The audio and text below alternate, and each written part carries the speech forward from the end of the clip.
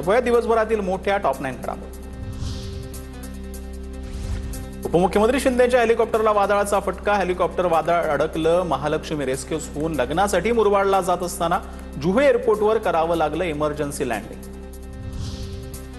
कल्याण, डोंबिवली आणि ठाण्यामध्ये सोसाट्याचा वारा आणि धुळीचं साम्राज्य। डोंबिवलीत सगळीकडे सोसाट्याचा वारा आणि धुळीचं लोट। दृश्यमानता कमी झाली। अचानक वातावरणात बदल। कल्याण, डोंबिवलीत जोरदार वादळी वारे। घरांचे पत्रे उडून रस्त्यावर आले। काही ठिकाणी झाडं कोसळली। रस्त्यावर पत्र्याचे तुकडे पडले। बाजारपेठ पोलीस स्टेशनच्या इमारतीवरील पत्रे थेट रस्त्यावर कोसळले। राज्यातील अनेक जिल्ह्यांना आज अवकाळी पावसाचा तडाखा। नाशिक, नंदुरबार, अकोला, अमरावती, वाशिमसह बीडमध्ये पावसाच्या सरी, तर ठाण्याच्या वांगणीमध्ये वादळी वाऱ्यामुळे घरावरील पत्रे उडाले। मुंबईच्या पायधुनीमधील चौघांच्या मृत्यूचा 11 दिवसांनंतर छडा। उंदीर मारण्याच्या औषधामुळे मृत्यू झाल्याचं उघड। चौघांच्याही शरीरामध्ये तसंच कलिंगडाच्या नमुन्यामध्ये सापडले उंदीर मारण्याच्या औषधाचे झिंक फॉक्साइडचे अंश। 2029ला देखील सुनेत्रा पवार बारामतीतून निवडणूक लढवतील। सुनेत्रा पवारांनी मुख्यमंत्री व्हावं अशी बारामतीकरांची इच्छा। जय पवारांचं वक्तव्य। प्रत्येकाला आपल्या भावना व्यक्त करण्याचा अधिकार। मुख्यमंत्री होण्यासाठी संख्याबळाची आवश्यकता असते, ते फडणवीसांकडे आहे। जय पवारांच्या विधानावर मंत्री जयकुमार गोरेंची प्रतिक्रिया। राज्यसभेवर मला पाठवा असा माझा आग्रह नाही। पक्ष जो निर्णय घेईल तो मला मान्य असेल, मंत्री छगन भुजबळ यांनी स्पष्ट केली भूमिका। विधानसभेवर निवडून आल्यानंतर सुनेत्रा पवारांकडून राज्यसभा खासदारकीचा राजीनामा। रिक्त जागी छगन भुजबळांच्या नावाची चर्चा। मुंबईतील मासळी बाजारामध्ये मासे कापून विक्री करणं किंवा साफ करण्यावर बंदीच्या पालिकेचा निर्णय। यानंतर मुंबईतील कोळी महिला आक्रमक झाल्या होत्या। दरम्यान असा कुठलाही निर्णय घेण्यात आलेला नसल्याचं महापौर रितू तावडे यांनी स्पष्ट केलेलं आहे। आता वयात मोठ्या राजकीय टॉप 9 बातम्या। अजितदादांच्या अपघाताला 4 महिने उलटले, अद्याप तपास नाही। VSR कंपनीच्या मालकाला अद्याप अटक का नाही? रोहित पवार यांचा सवाल। अनेकांची नावं घेईल म्हणून सरकार VSRच्या मालकाला घाबरतंय का? रोहित पवारांची टीका।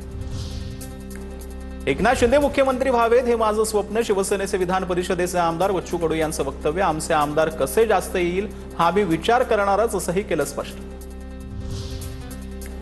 भारत माता की जय म्हणू आमचा विरोध वंदे मातरमला। समाजवादी पक्षाचे प्रदेश सरचिटणीस फराहान आझमी यांचं वक्तव्य। तर अबू आझमी यांना फंड दिला की ते सगळं करतात। संदीप देशपांडेंची अबू आझमींवर टीका। नाशिकमध्ये भूसंपादनासाठी महिलांना मारहाणीचे प्रकरण। संजय राऊतांनी पीडित महिलांसह जिल्हाधिकाऱ्यांची भेट घेतली। महिलांना झालेल्या मारहाणीच्या राऊतांकडून निषेध। महिलांना झालेल्या मारहाणीबाबत संसदेत जाब विचारणार संजय राऊतांची प्रतिक्रिया। तर जबरदस्तीनं तुम्ही जमीन बळकावू शकत नाही, राऊतांचं वक्तव्य। यावरती महसूल मंत्री बावनकुळेंनीही यावर चिंता व्यक्त केल्याची राऊतांची माहिती। मंत्री चंद्रशेखर बावनकुळेंनी राज ठाकरेंची भेट घेतली। बावनकुळेंनी शिवतीर्थ निवासस्थानी जाऊन राज ठाकरेंची भेट घेतली।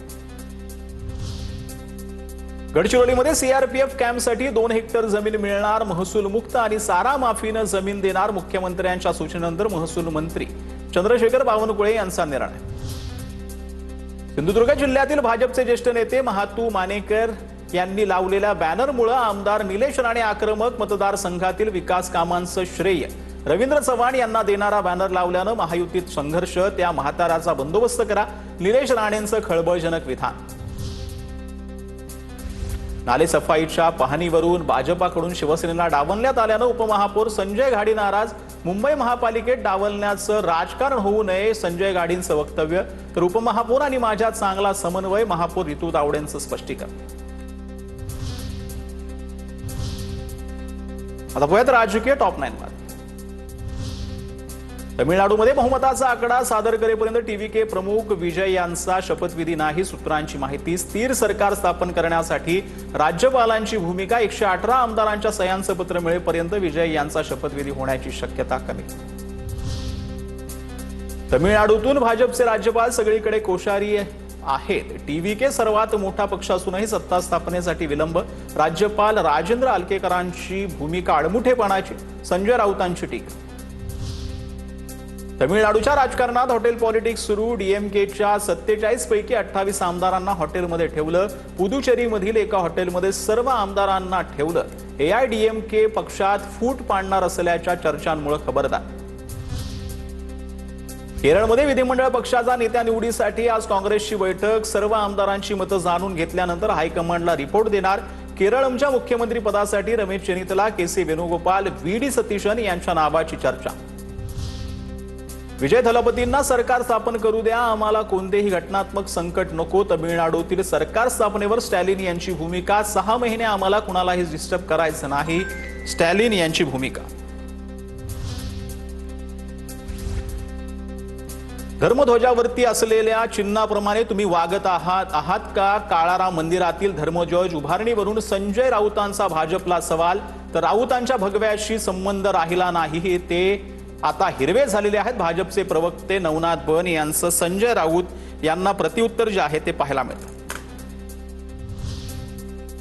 नाशिकच्या कुंभमेळ्यासाठी 35,000 कोटींची तरतूद केली. मात्र आंबा काजू उत्पादक शेतकऱ्यांसाठी फक्त 75 कोटींची तरतूद.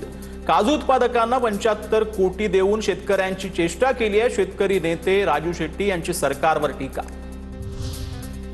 सेज आणि नॉन सेज इमारतींच्या पुनर्विकास आणि भाडेकरूंच्या समस्यांबाबत आदित्य ठाकरेंचं फडणवीसांना पत्र. पावसाळ्यापूर्वी इमारतीची डागडुजी करण्याची मागणी. ऑपरेशन सिंदूरची वर्षपूर्ती. भारतीय हवाई दलाकडून थरारक व्हिडिओ शेअर. पहलगाममधील नरसंहारा विरोधात IAFने जागवल्या पराक्रमाच्या आठवणी. पंतप्रधान मोदींनीही ट्विटरचा प्रोफाईल फोटो बदलला. ऑपरेशन सिंदूरचा फोटो ठेवत वीरांच्या शौर्याला सलाम.